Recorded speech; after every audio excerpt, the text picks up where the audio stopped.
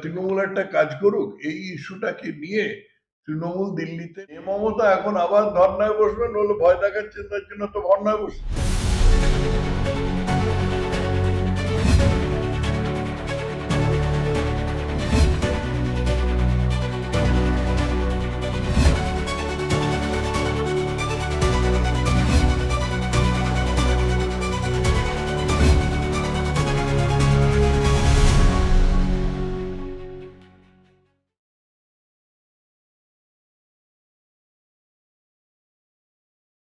Sir, ইতিমধ্যে যে চূড়ান্ত ভোটার তালিকা সেটি প্রকাশ হয়ে গেছে এবং কিছু এখনো নাম বিবেচনাধীন রয়েছে। যেটা দেখা যাচ্ছে যে ভবানীপুর কেন্দ্র, যেটা মুখ্যমন্ত্রীর কেন্দ্র, সেখানে নাম বাদ গেছে প্রায় 47,000-এর কাছাকাছি এবং বিবেচনাধীন প্রায় 14,000-এর বেশি। মানে সেক্ষেত্রে 2021-এর ভোটে উনি যে পরিমাণ ভোট পেয়ে জিতেছিলেন, সেটা কি অর্ধেকেরই ভুয়ো ভোট? তা কি করে বলবো আমি?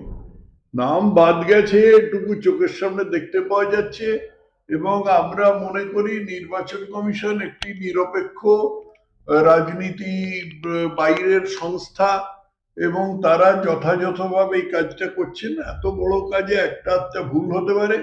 এখন যাদের নাম বাদ গেছে তারা মৃত ভোটার, না ভুয়ো ভোটার, না রোহিঙ্গা ভোটার, তা আমি বলতে পারবো।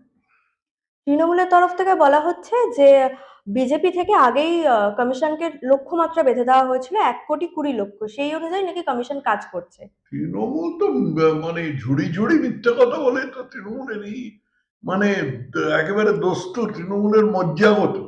আমি গতকাল নেট ঘাঁটতে ঘাঁটতে হঠাৎ দেখি একটা মমতার ইয়ে উম, একটা মমতার বক্তৃতা। সেটা হচ্ছে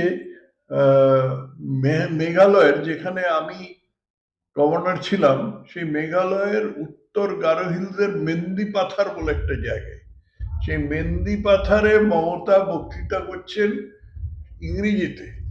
সেই বক্তৃতায় উনি বক্তৃতা করার সময় উনি মাথায় একটা ফেট্টি বেঁধেছেন, সেই ফেট্টিতে মোরগের পালক গুঁজেছেন, আর বক্তৃতা করছেন। তার মধ্যে বলছেন, আমার মাথায় অপারেশন হয়েছে, আমার ঘাড়ে অপারেশন হয়েছে, আমার হাতে অপারেশন হয়েছে, আমার সারা গায়ে অপারেশন হয়েছে, পায়ে অপারেশন হয়েছে, লোকে বিশ্বাস করবে না, তবুও আমি দমে যাইনি। এ কবে ঘাড়ে অপারেশন হয়েছে আর মাথায় অপারেশন হয়েছে এগুলো মমতা বলবেন তো না, আমি জানি, কিন্তু এটা বোঝা যায় যে মিথ্যে কথা বলাটা তৃণমূলীদের লজ্জাগত। আর তাছাড়া এখন বর্তমানে যে পরিস্থিতি দাঁড়িয়েছে, তাছাড়া তৃণমূলের এই কথাটা বলা ছাড়া উপায় কি? কারণ দেখতেই পাওয়া যাচ্ছে প্রথমে যে 58 লাখ ভোটারের নাম বাদ গেল, সেটা তো দেখতেই পাওয়া যাচ্ছে তার বিরুদ্ধে তৃণমূলের কিছু বলার ছিল না। তারা বেশিরভাগ ভুয়ো মৃত ভোটার, ভুয়ো ভোটার ইত্যাদি। এই হচ্ছে ব্যাপার। অভিষেক বন্দ্যোপাধ্যায় বলছে যে বিজেপির একাংশ চায় না যে নির্বাচন হোক, কারণ নির্বাচন হলে তারা ভোকাট্টা হয়ে যাবে। সেই জন্য বিচার ব্যবস্থার একাংশকে ব্যবহার করে তারা বারবার নির্বাচন পিছোচ্ছে। আমি চ্যালেঞ্জ করছি, যদি তারা পারে তো রাষ্ট্রপতি শাসন জারি করে দেখাক, জনতার দরবারে আমরা লড়ে নেব। জনতার দরবারে অভিষেক কি লড়বে তো জানা আছে। এর আগে বলেছিল যে যদি এসআইআর হয় তাহলে আমরা 1.5 লক্ষ লোক না 2 লক্ষ লোক নিয়ে দিল্লিতে নির্বাচন কমিশন ঘেরাও করব। সেটার কি হলো কেউ জানে না। অতএব অভিষেক এরকম ফাঁকা আওয়াজ করে থাকে, যেমনি পিসি তেমনি ভাই। ভোটের আগেই কেন্দ্রীয় বাহিনী মোতায়েন করা হয়েছে রাজ্যে, যেখানে দেখা যাচ্ছে এর আগেও কেন্দ্রীয় বাহিনী মোতায়েন হয়েছে, কিন্তু তারা যেহেতু কলকাতা পুলিশের কন্ট্রোলে থাকে ঠিকভাবে কাজ করতে পারে না। কিন্তু এইবার কিভাবে, মানে কতটা নিরপেক্ষভাবে কাজ করতে পারবে তারা? এটা বলতে পারবো না, এটা পুলিশের খুঁটিনাটির, পুলিশের এবং নির্বাচন কমিশনের মধ্যে খুঁটিনাটির ব্যাপার। এগুলো সম্বন্ধে আমার কোনো ধারণা নেই। আম, মানে যে শাসক দল বারবার বাঙালি অস্মিতার কথা বলে, সেখানে দেখা গেল তারা রাজ্যসভার প্রার্থী হিসেবে দুজন অবাঙালিকে সেখানে পাঠাচ্ছে। এই বিষয়ে কি বলবেন? ভণ্ডামি। এই ভণ্ডামি তো ওদের মজ্জাগত। এর আগে লোকসভায় শত্রুঘ্ন সিনহাকে পাঠিয়েছে, তারপর ইরফান পাঠানকে, ইরফান না তো না, ইউসুফ। ইউসুফ পাঠানকে পাঠিয়েছে, কীর্তি আজাদকে পাঠিয়েছে। এরা এক অক্ষর বাংলা কেউ বলতে পারে না, তা সত্ত্বেও পাঠিয়েছে। ভণ্ডামি।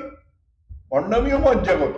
মিথ্যা কথা বলা যেরকম মজ্জাগত, ভণ্ডামিটাও সেরকম মজ্জাগত। মানে এটা কি তাহলে এই মেনকা গুরুস্বামী এবং রাজীব কুমারের ক্ষেত্রে কোনো হিসেবে পুরস্কার, যে দুর্নীতি বারবার তারা চাপা দিয়েছে শাসক তা দলে? আমি বলতে পারবো না কি করেছে। মেনকা গুরুস্বামীকে আমি ব্যক্তিগতভাবে সামান্যই হলেও চিনি আর কি। আমার মেয়ের সঙ্গে এক ক্লাসে পড়তো। ব্যাঙ্গালোরে ন্যাশনাল ল স্কুলে 1 ক্লাসে পড়তো। মেনকা গুরুস্বামী খুব ভালো ছাত্রী ছিল এবং তারপরে খুব ভালো করছে। উকিলদের ব্যাপারটা অন্যরকম। উকিলদের যা ব্রিফ দেওয়া হবে বা যে মক্কেল উকিলকে টাকা দেবে সেই মক্কেলের হয়ে উকিল কথা বলবে। অতএব উকিলের সম্বন্ধে এরকম কি করেছে, তার জন্য পুরস্কার হিসেবে দিয়েছে কিনা, এগুলো বলা সবসময় ঠিক নয়।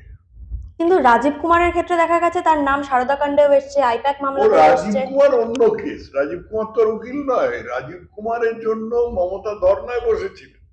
যে মমতা এখন আবার ধর্নায় বসবেন বলে ভয় দেখাচ্ছেন, তার জন্য তো ধর্নায় বসেছিলেন। অস্মিনকালে কেউ কখনো শুনেছে যে সারা ভারতে কোনো একটা রাজ্যের মুখ্যমন্ত্রী একজন পুলিশ অফিসারের বদলি হবে বলে ধর্নায় বসেছেন? কখনো শুনেছি? কেন বসেছিলেন? এই তো বলাই বাহুল্য, বলার অপেক্ষা রাখে না। এই যে আইপ্যাক মামলা চলছে, বারবার দেখছি সুপ্রিম কোর্টের ডেট পিছিয়ে যাচ্ছে। সিপিএম এর তরফ থেকে বলা হচ্ছে যদি সেটিং না থাকতো বিজেপির সাথে তাহলে এটা হতো না। না, এরকম বোকার মতন কথার আমি একেবারেই একমত নই। সুপ্রিম কোর্ট কিভাবে চলে বা আমাদের দেশের আদালতগুলো কিভাবে চলে, তারিখ পে তারিখ সেটা সবাই জানে। ডেট পিছিয়ে যাচ্ছে, আমার কিছু করার নেই। একদম শেষ প্রশ্ন, আবগারি মামলায় স্বস্তি মিলেছে কেজরিওয়ালের। তৃণমূলের তরফ থেকে বলা হচ্ছে যে এটা একদম প্রমাণিত যে বিজেপি বারবার কেন্দ্রীয় এজেন্সিগুলোকে কাজে লাগিয়ে ভোটে জিততে চায়, যেটা কেজরিওয়ালের ক্ষেত্রে হয়েছিল, তাকে জেলে পাঠিয়ে দিল্লি বিধানসভা জয় করেছে। ও তাহলে তৃণমূল একটা কাজ করুক, এই ইস্যুটাকে নিয়ে তৃণমূল দিল্লিতে নির্বাচনে দাঁড়িয়ে যাক। তারপরে দেখি জামানত বা জেতার প্রশ্ন তুলছি না, জামানত বাঁচাতে পারে কিনা সেটা একটুখানি দেখে। অসংখ্য ধন্যবাদ। ঠিক আছে। দাদা, কালকে আপনার প্রাক্তন দলের রাজ্যসভার তালিকা দেখলেন, কোয়েল মল্লিক, রাজীব কুমারও, তার সঙ্গে মেনকা গুরুস্বামী এবং বাবুল সুপ্রিয়। বিজেপি কিভাবে দেখছে? এবং না, বিজেপি বরাবরই যেভাবে দেখে এসছে সেভাবেই দেখছে। বিষয়টা হলো এটা একেবারে সূর্যের আলোর মতন পরিষ্কার হয়ে গেল। এই যে বাংলা বাঙালি আর এই অস্মিতা ঝরে ঝরে পড়ছে, ঝরে ঝরে পড়ছে এই রাজ্যসভার যে নামগুলো আমরা পেলাম। আর এই দলটাকে তো মোটামুটি যে উনি যে কর্মীরা আমার সম্পদ, এটা প্রতিবার প্রতি মিটিংয়েই, কর্মী মিটিং আর ইন্ডোরে তো উচ্চারিত হয়, আর প্রতিবারই দেখা যায় নায়ক নায়িকার গায়ক গায়িকার ঢল। এবারও তাই দেখা গেছে। তাহলে পরে কি দুটো প্রশ্ন। একটা প্রশ্ন মমতা ব্যানার্জির কাছে যে বাঙালি কি ছিল না? সাকেত গোখেল থেকে শুরু করে ওই পাঠান থেকে শুরু করে শত্রুঘ্ন সিনহা, কীর্তি আজাদ, এমনকি আমি এটাও বলতে পারি যে সাগরিকা ঘোষ বা সুস্মিতা দেব, তাদের নাম টাইটেল বাংলার বা বাঙালি হতে পারে, কিন্তু বাংলার প্রতি তো তাদের কোনো কন্ট্রিবিউশন নেই। বাংলায় তো কোনোদিন তারা কোনো পিচ রাস্তাতে কখনো কোনো অবস্থান অনশন বা ফ্ল্যাগ হাতে করে কোনোদিন হাঁটেননি। সেই হিসাবে তো তাদেরও বাঙালি বলা যায় না, প্রবাসী। আর হচ্ছে যে কর্মীদের কাছে আমি বলতে চাই, তৃণমূল কর্মীদের কাছে যারা এখনো দলটা করছে বা এখনো দলের মিছিলে মিটিংয়ে হাজির থাকেন, তাহলে কি আপনাদের মনে হয় যে দলের কর্মীদের কোনো মর্যাদা বা সম্মান রয়েছে এই নামগুলো দেখার পরে? রাজীব কুমার এবং মানিকা গুরুস্বামীকে পুরস্কৃত, ওদের পুরস্কার দেওয়া হলো। এবং যে কথাটা আমরা বাংলার মানুষ, বিভিন্ন রাজনৈতিক দল, সাধারণ মানুষের একটা ব্যাপার ছিল যে রাজীব কুমার একটা ব্রিলিয়ান্ট পুলিশ অফিসার, তার ব্রিলিয়ান্সি দিয়ে এই সারদা কেসে যেভাবে আড়াল করেছিলেন সরকারকে বা শাসক দলকে বা বিভিন্ন লোকজনকে এই দলের, তো সুতরাং তার পুরস্কার পেলেন। আর ওই মানিকা গুরুস্বামী, তিনি একজন কমিশনার অফ পুলিশ, তখন সে আর্জি করে। সত্যি বড় কষ্ট হয়। আমরাও তো ছেলে মেয়ের বাবা বা যারা মা ছেলে মেয়ের, যে আজকে যখন ভাবি অভয়া তিলোত্তমার মা বাবার কথা, অভয়ের তো চোখ দিয়ে তো রক্ত বেরিয়েছিল, আর অভয়ের মা বাবা ওদের চোখের জল শুকিয়ে গেছে। তো সেই বিনীত গোয়েলকে বাঁচাতে নেমেছিলেন এই মানেকা গুরুস্বামী। হ্যাঁ, তো সুতরাং তাকেও পুরস্কৃত করলো। চূড়ান্ত তালিকায় শত শত নাম বাদ, আশঙ্কায় বিএলআর মামলায় মমতা বন্দ্যোপাধ্যায় লয়ার ছিলেন মানেকা গুরুস্বামী। আইপ্যাকের যে ফাইল নিয়ে চলে হ্যাঁ, তাই তো, সেই জন্য তো মুশকিল হচ্ছে। তো এই দলে তো আর মমতা ব্যানার্জি যা বলে দিলেন তারপরে তো কারোর কিছু বলার সাহসটাই থাকে না, যে না এটা করো না, এটা করো, একে করো, এসব কারোর সাহসই নেই, এই একটা কথা।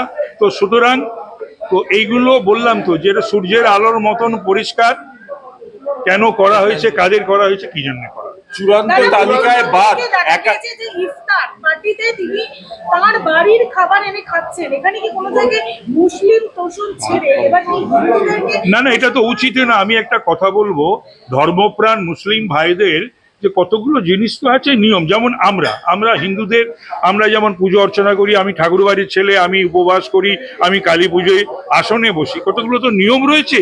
সেই নিয়মের বাইরে তো আমাকে কেউ নিয়ে যেতে পারবে না, যাব না। তেমনি মুসলিম সম্প্রদায়েরও তাদেরও কিছু নিয়ম রয়েছে, সেই নিয়মের ব্যতিক্রম হলে তারা তো আপত্তি করতে পারে, নিষেধ করতে পারেন। চূড়ান্ত তারা সেটা করেন না কেন? প্রচুর নাম বাদ। না, এতে কোনো না, এতে আমি বলছি এটা উনি কেন করছেন, কি জন্য করছেন, আর এই সমস্ত করতে গিয়ে যে আরো জটিলতার সৃষ্টি করছেন বা আরো নিজেকে মানে সমালোচনা করার সুযোগ করে দিচ্ছেন, এইটুকুনি বলতে পারি। চূড়ান্ত তালিকায় প্রচুর নাম বাদ, বিএলওরা ভয় পাচ্ছেন যে আক্রমণ হতে পারে তাদের। না সার্বিকভাবে নাম বাদটা আগে নিয়ে হ্যাঁ, নাম বাদ যদি দেখা যায় একাধিক হেভি ওয়েটের কেন্দ্রে বেশিরভাগ ক্ষেত্রে নাম বাদ গেছে দক্ষিণ কলকাতাও। নাম বাদ বেশি কমের বিষয় নয়, বারবার একটা কথা বলছি যে বৈধ নাম একটিও বাদ যাবে না, একটা অবৈধ নাম থাকবে কেন এটাও আমি জিজ্ঞাসা করছি। যারা এই নাম বাদ ব্যাপার নিয়ে অনেক হুজ্জুতি করলেন এবং গুলিয়ে দেওয়ার চেষ্টা করলেন, ব্যাহত করার চেষ্টা করলেন, এবং যেটা অ্যাপেক্স কোর্টে চিফ জাস্টিস তিনি পর্যন্ত বলেছেন, আপনারা বারবার ছোটখাটো ব্যাপার এনে এই এসআইআর প্রক্রিয়াটা কি আপনারা নষ্ট করে দিতে চাইছেন।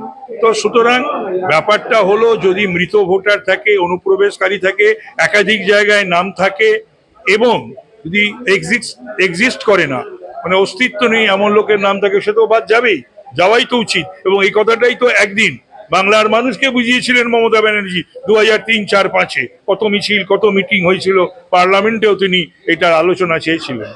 বিএলওরা নিরাপত্তাহীনতায় ভুগছে। মালদা, উত্তর 24 পরগনা, একেবারে কোটানকোট মুসলিম অধ্যুষিত জেলা ধরে ধরে বিজেপির নির্দেশে 18 লাখ, 15 লাখ, 10 লাখ, 12 লাখ একই যে নাম বাদ যাচ্ছে। না, তাহলে তো কয়েকটা ব্রিগেড হতে পারে। এটা ওরা বলছে কেন? যদি জেনুইনলি কারুর নাম বাদ যায়, সে নাম উঠবে। ভারতীয় হলে কারুর নাম বাদ যাওয়ার কথা না, যাবেও না, কিন্তু অভারতীয় হলে তার নাম থাকবেও না।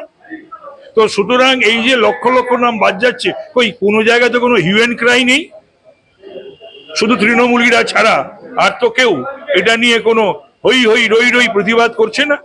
বরঞ্চ তাদের কাছে ওপেন রয়েছে, উদ্দেশ্য নিশ্চয়ই ইলেকশন কমিশনের কারুর জেনুইন ভোটার তার নাম তো বাদ দেওয়া নয়।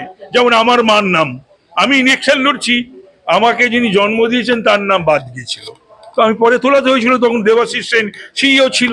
তো সুতরাং এইরকম হয়, সেইগুলো হলে পরে সেগুলোকে কারেকশন করিয়ে নিতে হবে, নাম তোলাতে হবে। এবং তার সে কথা তো বারবার ইলেকশন কমিশনও বলেছে, সিইও বলেছে, আমরাও বলছি যে জেনুইন ভোটারের নাম বাদ দেওয়া যাবে না, কিন্তু ইনজেনুইন অবৈধ ভোটারের নামও রাখা যাবে না।